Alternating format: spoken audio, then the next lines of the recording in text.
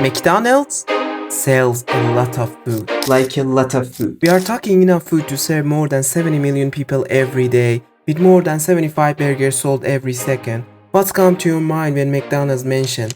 Wait. Let me guess. Hamburger. What else would it be? That shouldn't be too surprising, considering McDonald's is one of the largest fast food chains in the world. But their menu actually isn't what generates the company multi-billion-dollar profits. The real bestseller? Real estate. We are not basically in the food business. Former McDonald's CEO Harry J. Sonneborn reportedly told investors, We are in the real estate business. The only reason we sell 15-cent hamburgers is because they are the greatest producer of revenue from which our tenants can pay us rent. when you want to eat a hamburger, where do you go? Burger King or a local burger joint? Research shows that globally McDonald's is the main choice of hamburgers. The title of the best hamburger is debatable, but by far the largest is McDonald's. It's so big that after Coca-Cola it holds the second most recognized brand title in the world. This famous yellow-red logo, shaped like an arch, is more widely recognized than the holy hedge symbol. To understand the situation more clearly, let me ask you a question. Since the opening of the first McDonald's restaurant in 1940, how many hamburgers do you think have been sold? Hold on tight, it's 300 billion, almost 40 times the current world population. McDonald's is a massive chain that serves 69 million customers per day. This figure is larger than the population of Thailand and United Kingdom combined.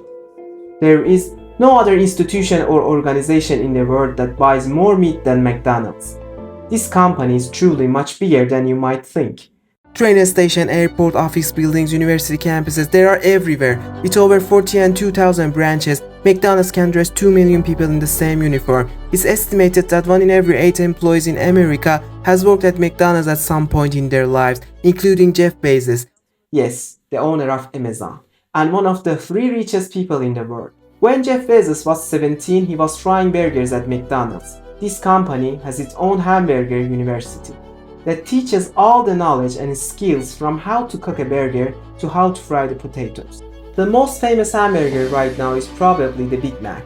This hamburger specifically includes 3 layers of special sauce, pickles, onion, lettuce, and 2 special patties. The Big Mac is a product frequently seen in popular culture and it has even appeared in movies. This hamburger has its own museum. This video might not appeal to vegetarians, but every day millions of people worldwide choose one of the McDonald's menus and consume their burger with fries. Typically, everyone thinks McDonald's is just a hamburger chain, but in reality, McDonald's main source of income is not hamburger sales. It's the real estate business. Most McDonald's restaurants are owned by the company, and a significant portion of its revenue comes from rents. McDonald's annual report shows that its revenues are categorized under 3 main headings: the franchise system, real estate, and supply chain. McDonald's acquires the location of its restaurants, then leases these places to individuals who want to franchise, earning both rental income and seeing the value of the purchased property increase over time. Additionally, everything in the store, including the straw, is sold to the franchisee by McDonald's. This system is modeled that other fast food giants have similarly applied. There is nothing like McDonald's. Seriously, nothing. Truly the pioneer of its kind. McDonald's, whose name was McDonald's Barbecue in those days, wasn't actually a restaurant at first. In 1940, it started as a food stand opened by the McDonald brothers, Richard and Maurice. And it wasn't just about burgers initially. 4 years later, the McDonald brothers simplified their menu and introduced a speedy service system to improve their business. Thank you to this system, they became pioneers in the fast food industry. The brothers' path still in the fast service system crossed with Ray Kroc, a milkshake machine salesman. Ray Kroc visited McDonald's, saw the potential of the restaurant, and proposed the franchise system. Franchise Illinois saw the beginning of McDonald's opening in various places like Des Plaines. This expansion was the first of its kind. Kroc realized that there was a future in this business and decided to fully enter it. In 1961, he bought the company from the 2 brothers for $2.7 million, initiating the mission to turn McDonald's into a global brand. McDonald's quickly grew and began spreading worldwide. Kroc had taken McDonald's to such a massive scale that there was no trace left on the modest beginning of this brand, the brothers. Under Ray Kroc control, the McDonald's company achieved a historic event in 1968, introducing a new concept to the world. The famous Big Mac hamburger was added to the menu. For over 50 years, Big Mac has been McDonald's #1 burger. It's so famous that today many people use a parameter called the Big Mac Index to compare purchasing power worldwide. When it was first introduced, Big Mac was sold for less than 15 cents, and it even has its own museum now. Hey there, it's Mohammed from Momentum Wealth. Join me for insightful business stories. Hit subscribe for more value. I want to dive into this story because it's a story worth listening to. Although if you already know the story, you can jump to another part of this video where I will tell you exactly how McDonald's earned its money. So without further ado, let's jump into the history of McDonald's. We are going to uncover the mysterious behind the iconic fast food chain that revolutionized the food industry. We'll reveal why McDonald's is not just a restaurant. Its true business isn't the legend of burgers, but something much bigger that earns it billions of dollars every year. Behind the famous burgers and fries lies the story of a man with a big dream of becoming incredibly wealthy. But to achieve that, he had to make a decision many wouldn't be proud of. Let us start by telling the story from the perspective of one of the main characters, Ray Kroc. Despite not having the surname that names the restaurant, he was the one responsible for making McDonald's so popular. Ray Kroc was just a salesman in 1950 with a dream of becoming insanely rich. However, this dream seemed impossible. He had already tried being a Red Cross driver, furniture salesman, jazz pianist, and flower salesman, but for some reason he ended up selling milkshake machines, a job he hated. Maybe it was due to the frustration of not landing his dream job, or because he thought it would be very difficult to get rich just by selling milkshake machines. However, overnight, Ray's luck changed. On a normal working day, he received a huge order for a machine he sold to a small restaurant in San Bernardino, California.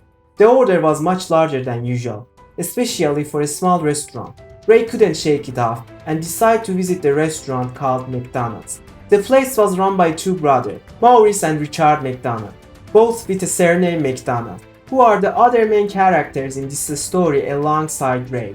At that time, the restaurant had only 3 items on the menu: hamburgers, fries, and milkshake. Moreover, there were no tables or chairs inside the restaurant for customers. All the food was served in takeout bags. This was revolutionary at the time. There were no restaurants with this model known as fast food today. Everything was timed to ensure each order was perfect and quick, which made people fall in love with McDonald's. They didn't have to sit at table and wait 30 minutes for their food. They could place an order and be eating within minutes. The McDonald brothers single-handedly created a very good and revolutionary system: fast food. No matter who was in the kitchen, the burger always tasted the same. When Ray visited the restaurant and saw huge lines of people wanting to buy hamburger and witnessed the system and action of McDonald's up close, he realized it was a goldmine ready to be exploited. He immediately thought that this was the beginning of his path to becoming a very rich. Through the McDonald's model, he could build his own fast food empire. However, for that, he first needed to have the McDonald brothers as his allies. And there begins the story of how character Ray stole McDonald's from Maurice and Richard. But hold on, before we dive into that, let's get to know the McDonald brothers better, their lives, and the process of creating the restaurant and its revolutionary system. The McDonald brothers had humble beginnings. They were born into an Irish immigrant family living in New Hampshire. Their father, Patrick, was a manager at a shoes factory and was responsible for supporting the family. However, after 42 years of hard work at the factory, he was laid off because, according to the factory owners, he was too old to continue working there overnight. The father was left with no source of income, no retirement, no servants' pay, and no plan for the future. It was then that the McDonald brothers realized they would have to take control and find a way to make money to help the family. Maurice and Richard set a goal to earn $1 million by the age of 50 and soon decided to move to California. Once there, they worked on a film sets as drivers and general laborers. After saving some money, they partnered with a cinema owner and set up a concession stand selling snacks and refreshment in a space that could accommodate about 700 people. Later on, they decided to open their own cinema. However, the United States was going through the Great Depression of 1929, which made things even more challenging. After 7 years, they decided to sell a business. However, they needed to find a way to make money, and that's when they had the idea of opening the restaurant. Initially, it was just a hot dog stand, but soon they start selling other items like hamburgers, juice, and other snacks. Over time, they noticed an interesting pattern. People ordered hamburgers more than anything else. So they thought, why not give people what they want and sell only hamburgers, nothing more. Like that, the brothers decide to take out the loan from the bank to set up the new restaurant and officially open the first McDonald's in 1940. Slowly but steadily, McDonald's became a huge local success. The restaurant operated on a drive-in system where car hubs took orders from customers in their cars. This style was very popular in the United States in 1940. However, this model resulted in longer wait time for food and less profit due to increased costs. So they decided to revamp their business, removing the car hubs, which they saw as the high cost, and implementing the new kitchen system to optimize processes and make each step occur quickly and intelligently. From there, they began serving food directly at the counter without car hubs in a much faster way, becoming the big differentiator of McDonald's. Around the third month since the opening, the business started to become more popular. This new style of restaurant, a fast food restaurant, attracted customers who were in a hurry and needed something quick, affordable, and tasty to eat. In a few years, the McDonald brothers were so successful that they began to expand and open a new establishment in various locations. They worked with an architect to design their characteristic golden arch, which could be seen from afar. It seemed like McDonald's was on its way to becoming a household name in the restaurant industry. This is where our character, Ray Kroc, encountered McDonald's and saw the opportunity of his life. Ray knew he couldn't just walk into the restaurant and take control of the business overnight. If he wanted to learn everything about the business, he had to do it from the inside. He had to gain the brothers' trust first. Ray decided to talk to the brothers. He went to them at the restaurant, being super friendly, and told them how impressed he was with McDonald's. He also mentioned that he saw great potential in the business and wanted to be part of it. The brothers were flattered. Despite knowing that the restaurant was doing well, they were impressed by the idea of someone wanting to invest in their dream. By this time, the brothers had already started franchising McDonald's and thought the next step would be to work with Ray, who wanted to open more franchises across the United States. Shortly after, the brothers gave Ray a 10-year franchise contract, allowing him to open McDonald's franchisees all over the American territory, officially becoming a franchise agent for the network. Ray was thrilled with this idea. It was everything he wanted. From there, Ray went after potential franchisees. He didn't want to open just one restaurant here and there. He wanted to create a huge McDonald's network. The following year, Ray created a company to manage all the brand's real estate assets. As this way, he could put into operation as many restaurants as possible and make much more money by renting out the properties. Ray's mission was to build an empire. However, the McDonald's brothers began to doubt Ray's system, and apparently they weren't pleased with the idea. Maurice and Richard had been tried for decades, striving to become big since they moved to California. They wanted to settle in just one location. They wanted to get out of the restaurant business and simply enjoy wealth and peace.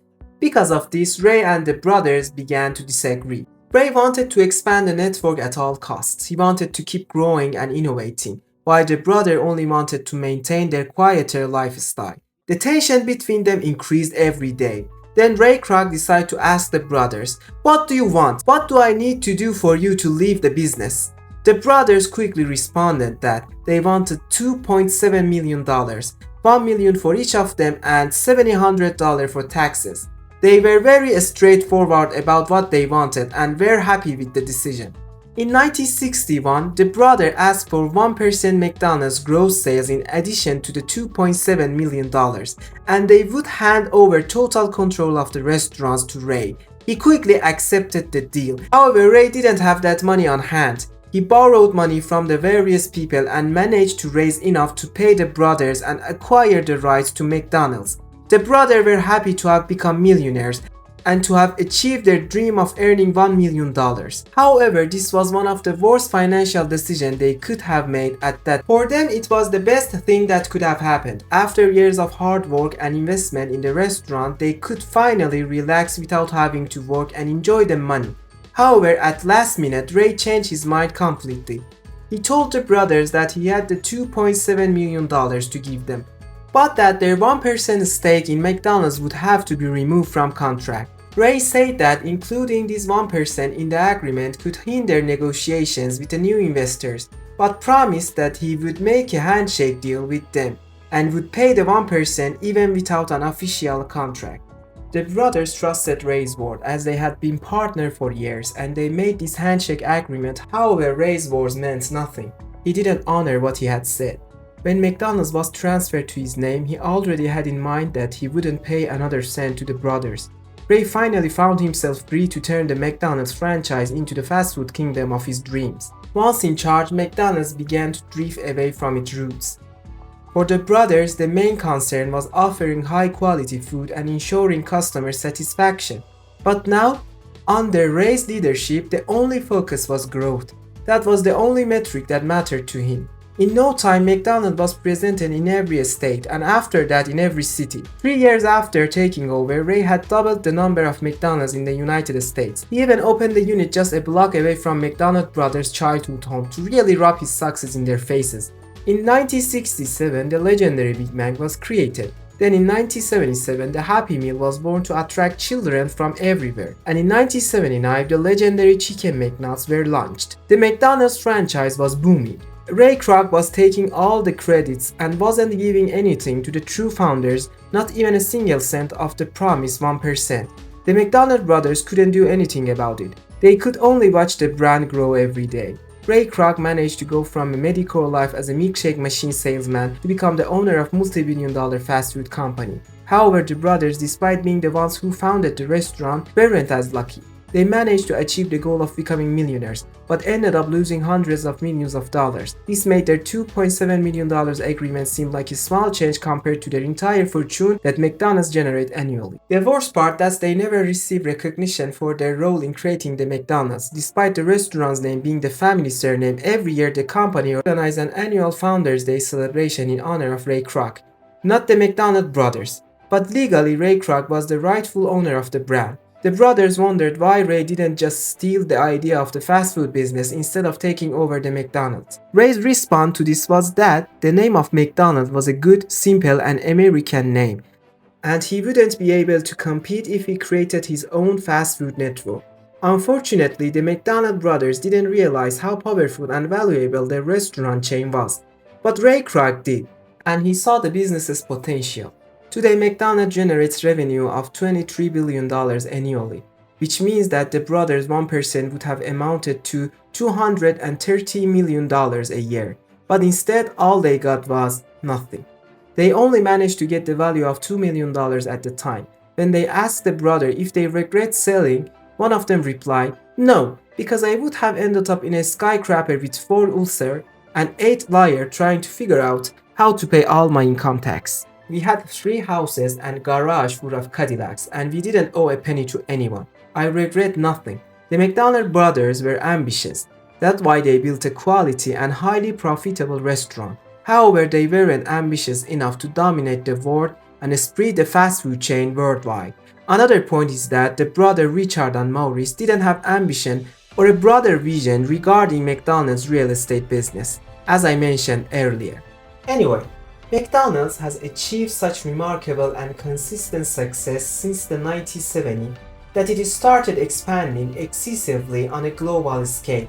The company's menus diversified day by day, introducing dozens of new products like McNuggets. By the early 2000s, there was hardly anyone who didn't know about McDonald's. The company continues to grow by adopting the modern consumer demands. However, the real game changer is not the burgers. The drinks upsized for an additional $1. or the desserts added to the menu later. It's McDonald's exemplary real estate strategy that comes into play.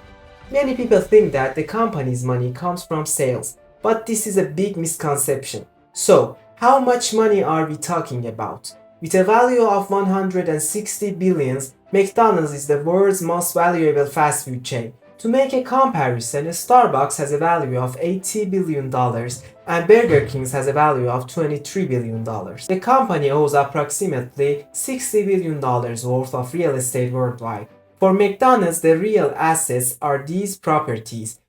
The company is one of the world's top 5 real estate owners, with properties in the most expensive and luxurious location globally, from Times Square in New York to Red Square in Moscow. So how does this strategy work?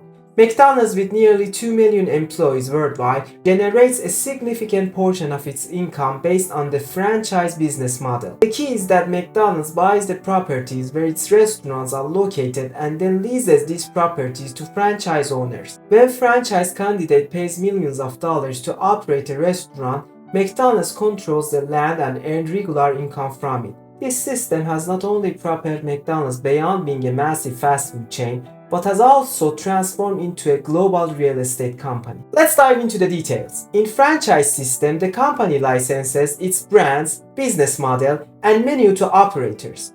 In return, operators, for a specific fee, obtain the right to operate a McDonald's restaurant. However, this system is somewhat complex.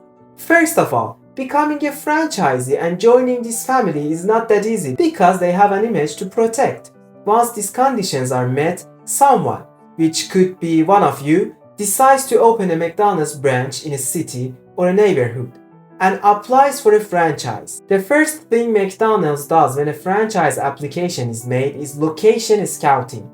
In some cases, they don't even wait for franchise applications to come in. While McDonald's originally started by making hamburgers, it has now shifted its focus to real estate. After all, even though Big Mac may be affordable, the rent in Times Square is not cheap. The income from hamburger sales has turned into a real estate investment, and McDonald's, being experienced in the field, has mastered the art of finding the perfect location. Now, let me tell you about this intelligently crafted system. The company usually located intersection with heavy traffic outside shopping malls, paying extra attention to whether there are a traffic light at this intersection. It identifies the most suitable corner at the intersection, purchases the land, then constructs a generally single-story building with an ample parking space. Or, if there is already a building with a spacious parking lot, it directly acquires the area. While making these acquisitions, it's used as a tactic used by all major companies worldwide. Due to the vast collateral assets within McDonald's, there is never a problem with credit.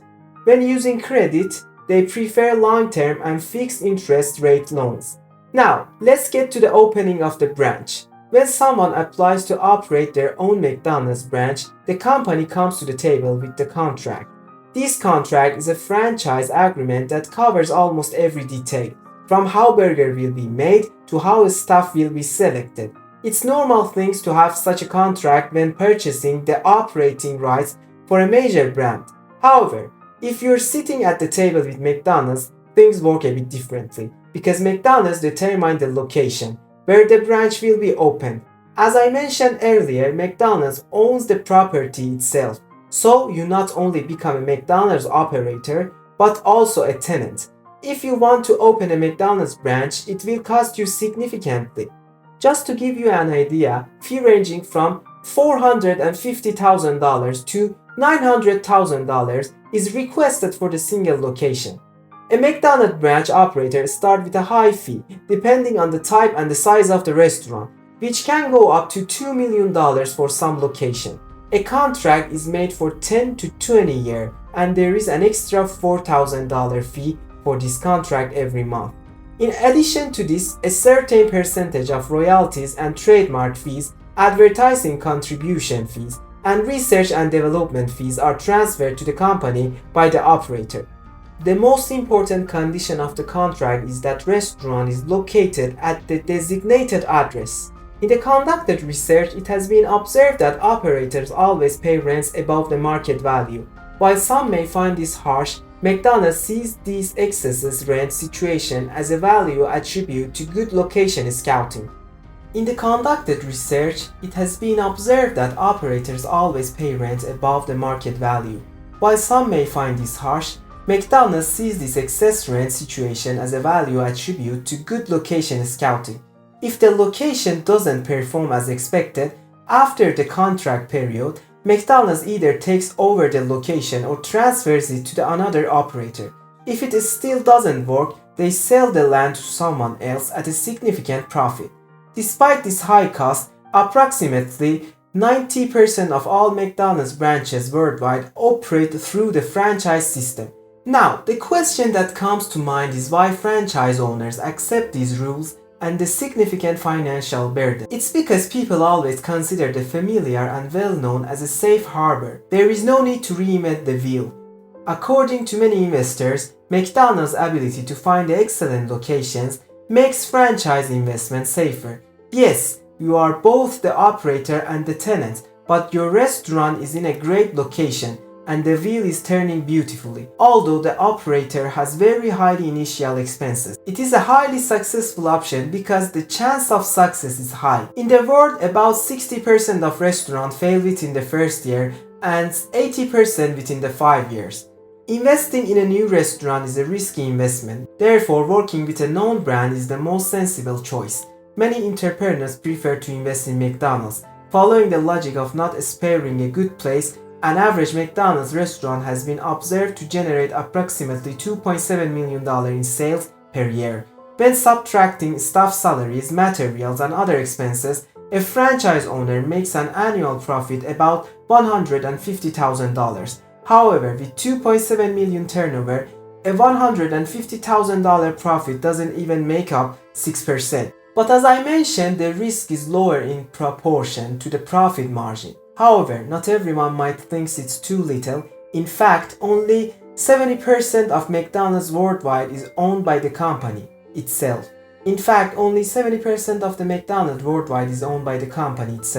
While the remaining restaurants, as I mentioned before, are operated through the franchise system. Now, let's look at it from McDonald's perspective. This franchise system is quite profitable for McDonald's compared to the operators. When we look at the company's balance sheet for any given years, for example, in 2014, it's earned over $27 billion. When we look at the distribution of this income, $9.2 billion was directly earned through the franchise, while $18.2 billion was earned in company-owned locations. Similarly, when we look at the company's income statement for the year 2019, 64% of total income came from the rent.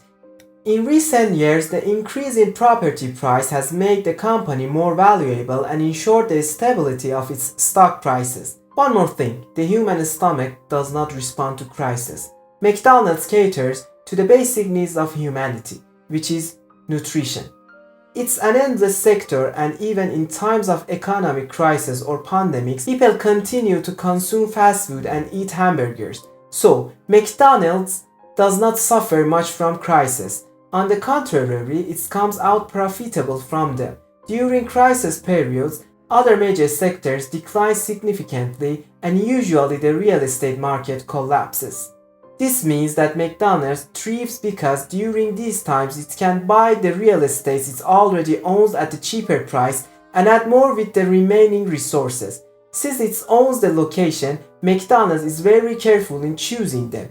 It has properties in the prestigious and expensive location worldwide, from Times Square in New York to Red Square in Moscow. The good thing is that these properties appreciate over time because McDonald's is a significant brand. If McDonald's is opening in an area, that neighborhood will become wealthier. New stores will open, and both rents and property values will increase, just like the Starbucks effects. Now, let's talk about the first two income sources I mentioned earlier. What were they? Income from franchise, rent, the other one is wholesale. One of the biggest sources of business and income for McDonald's is supply. Suppose you're a McDonald's operator. In this case, you are obligated to buy everything from McDonald's. From the paper wrapping around the hamburgers to the napkin. You cannot buy meat, bread, potatoes, or packaging from anywhere else, regardless of whether it's cheaper or tastier. I mentioned how detailed the contract is. You have to buy everything from McDonald's, where you are both the operator and the tenant. This way, McDonald's is a significant power with 42,000 branches and 69 million customers daily. So there is no other institution or organization that purchases more beef than McDonald's. If it is an independent company producing something for McDonald's, McDonald's becoming a shareholder in companies that produce the products sold in its own branches. For example, it's make a deal with Coca-Cola and in the meantime buys Coca-Cola shares. It not only earns money from its sales but also profits from the increase in Coca-Cola's value. In other words, multiply income streams. Well, with the right strategy and quality vision, a barbecue stand can come to a long way, right? McDonald's has a model that would be a lesson in businesses and economics departments, and it's also innovative and of high quality. In fact, it was the first organization to deliver food to homes in many countries. In 2017, McDonald's conducted an analysis in 120 countries where it operates worldwide. Guess which country McDonald's grew fastest in? The answer is Turkey. Apparently, people in Turkey loves this brand.